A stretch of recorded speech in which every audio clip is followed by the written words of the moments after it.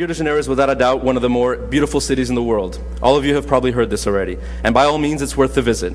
But here's the harsh reality. Surrounding the entire city are these towns upon hills, what we call favelas or shanty towns, like the ones you see in the backdrop of this picture.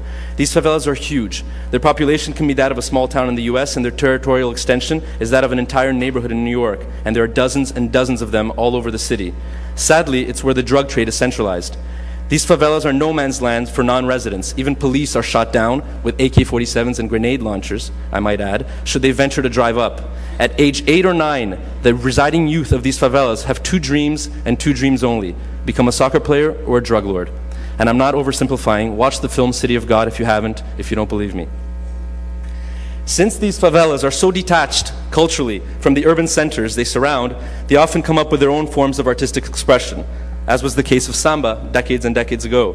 Funk music is today one of these forms, a strong, aggressively paced hip-hop bass beat mixed with monotonously yelled out lyrics about carnal sex and violence, danced to by literally shaking your booty, characterize this rebellious musical movement. Here's the irony: the movement spread to the city, to the rest of the country, and even to Europe. Funk music today is by far the most popular musical genre coming out of Brazil.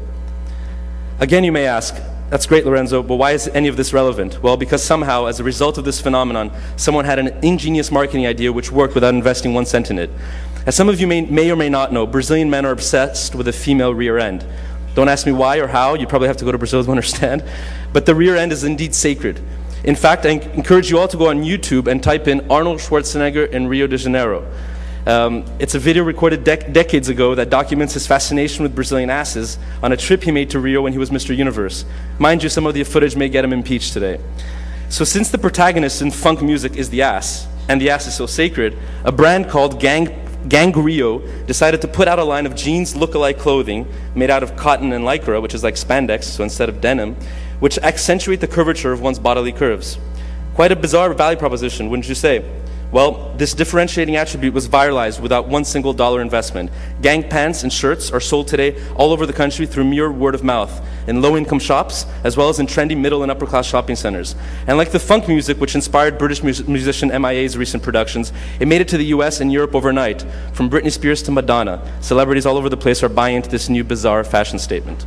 So moral of the story, the Brazil brand sells, regardless of how noble its origins may be, evidenced by yet another brand which you all know, Havaianas, the sandals, which started off as a day-to-day shoe-wear that the help around the house wore. Today, the pieces of rubber attached to your foot by a piece of plastic sell for 30 euros at Galeries Lafayette in Paris, 20 pounds at Selfridges, and in Brazil they go for a whopping $5. Conclusion.